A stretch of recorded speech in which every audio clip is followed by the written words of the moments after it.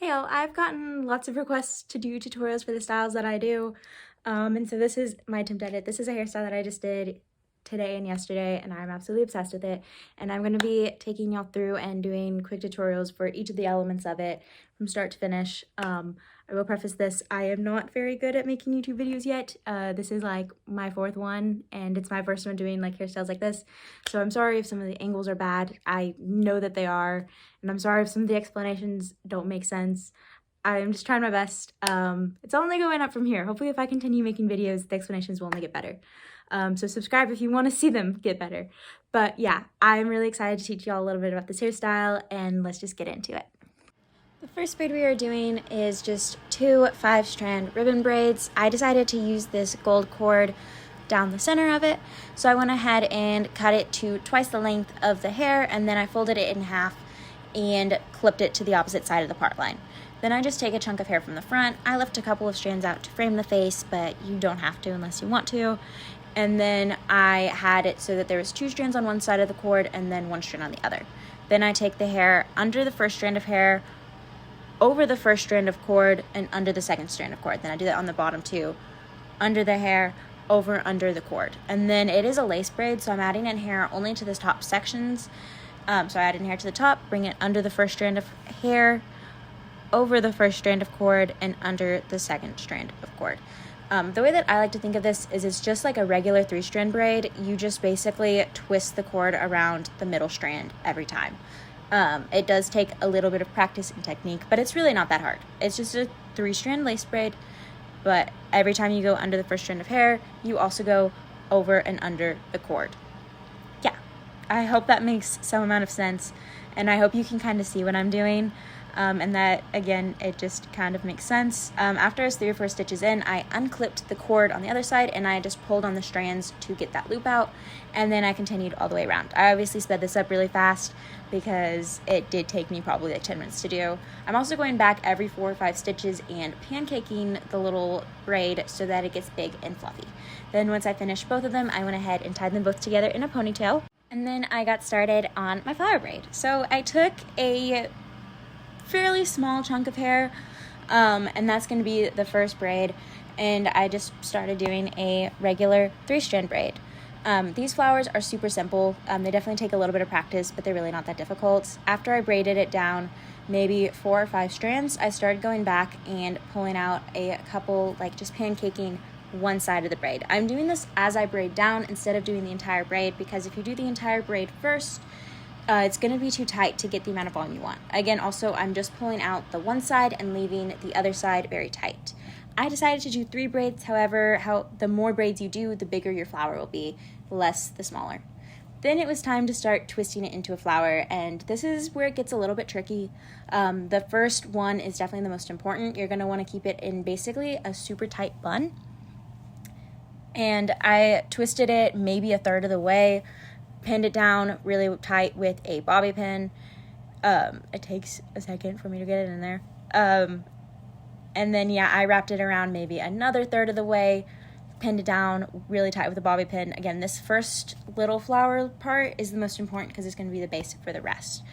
And then I wrapped it around one more time. I also forgot to mention I tie these off in like little loops because those kind of blend in as petals instead of just tying it off in a regular like ponytail at the bottom, because then you'd have to like tuck in and hide the hair. But it's not a big deal either way.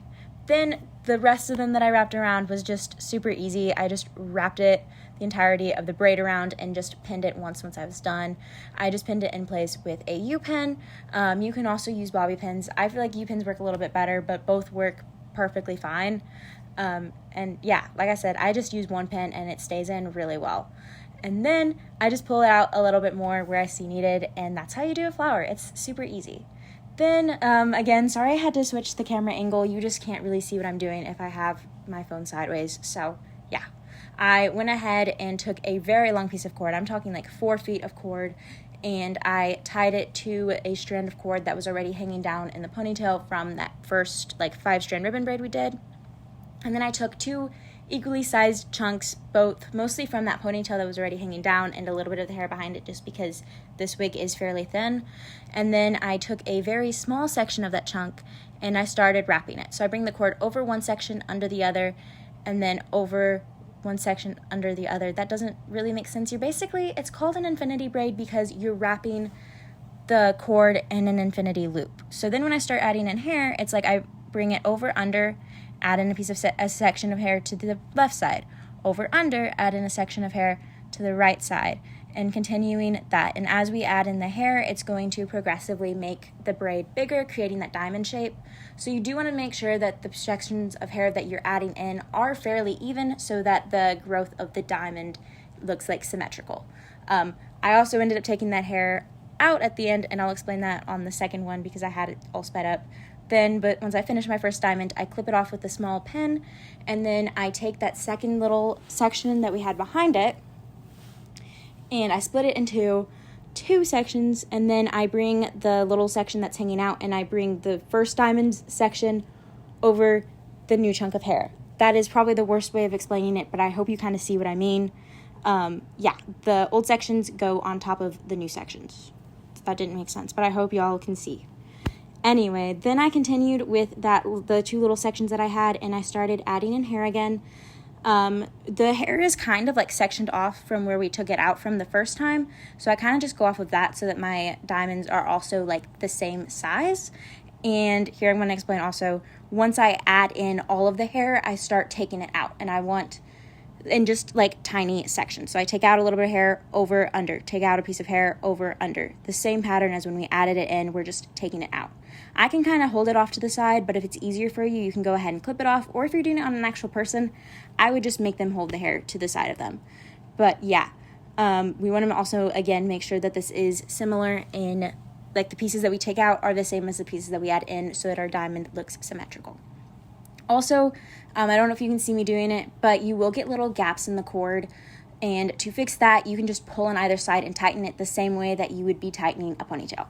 And again, once I finish that section, I bring the new section on top and the old section underneath and start adding in the hair again. Yeah, and you can see I'm kind of taking it, I can see where it was sectioned out from the previous diamond and adding it in like that. And once I finish, once I finish each diamond after the 3rd diamond, I go back and pancake the sections and pull them out so they're more voluminous. If you do it, I think you'll kind of get the concept. Again, you don't want to do the entire braid and then try to go back and pancake it because it'll be way too tight. So I kind of just pancake it as I go along. Yeah, this braid isn't super complicated. It just takes a really long time. I think it took me 45 minutes, but it's really pretty, so I do it all the time. And now for an easy braid. We're going to take the cord again, double the length of the hair, but then fold it in half so it's the length of the hair. I used a little bobby pin to pin it underneath the braid, and then I'm just doing a regular 3-strand braid, but one of the strands is a double strand of cord. But I am spicing it up just a little bit by pulling out every couple of stitches. Basically, I pull out 1 stitch on one side, then 1 stitch on the other side, just to add more volume and texture to the braid. And these are great filler braids. I do them in like 75% of the styles I do, just to fill up the space next to that big braid. Yeah, it's not actual technical terminology, but when I do it, I call these filler braids, and I call that like big braid, like a statement braid or something. I don't know. Again, I've turned my camera sideways because I wanted y'all to really be able to see the entirety of what I did, but I just did 4 of those, 2 on either side. And here's a clip of the final result. I am absolutely upset. Alrighty, here's one more little look at it. Like I said, I absolutely love how this hairstyle turned out.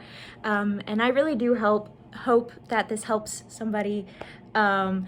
If y'all have any other kinds of hairstyles that you want me to do tutorials for, whether it's something simple to do on yourself or something more intricate to do on a friend, mannequin, whatever, or just any questions you have for me at all, please leave a comment below. I love reading them. And if you like the video, please like the video because it just makes me really happy. I really do appreciate all of you guys. And if you try this, please let me know how it goes.